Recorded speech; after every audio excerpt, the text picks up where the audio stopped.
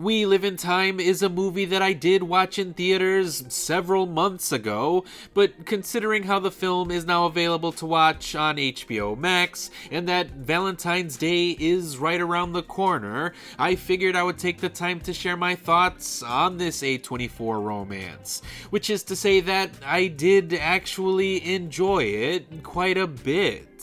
The story follows the decade-long relationship of Almit and Tobias, who are brought together by a surprise encounter that changes their lives. As they embark on a path challenged by the limits of time, they learn to cherish each and every moment of their unconventional love story.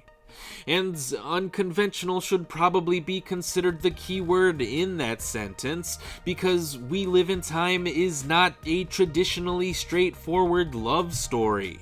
Which I mean literally, since the relationship between Almit and Tobias is explored in a non-linear narrative.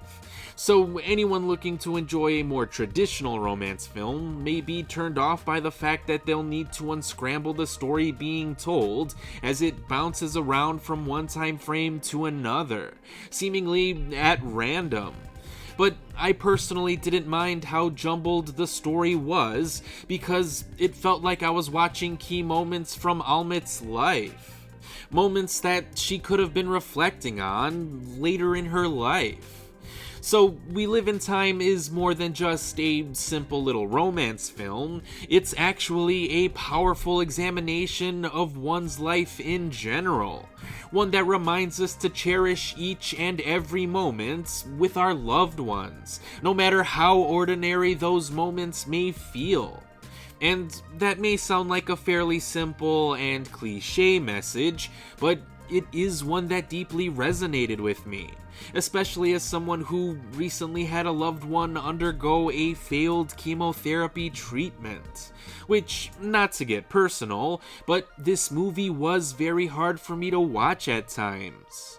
I mean, some people may find the subject matter to be a bit sappy, but I'm a pretty sentimental guy myself, so there were plenty of moments in this film that made my heart feel very heavy. Thankfully, I didn't find the entire movie to be overly sad or serious. There were plenty of fun, moving, heartwarming, and genuinely happy moments too. And that's exactly how life is, so I thought this movie did a great job of finding the right tone for the story being told. But of course, I can't end this review without talking about Andrew Garfield and Florence Pugh.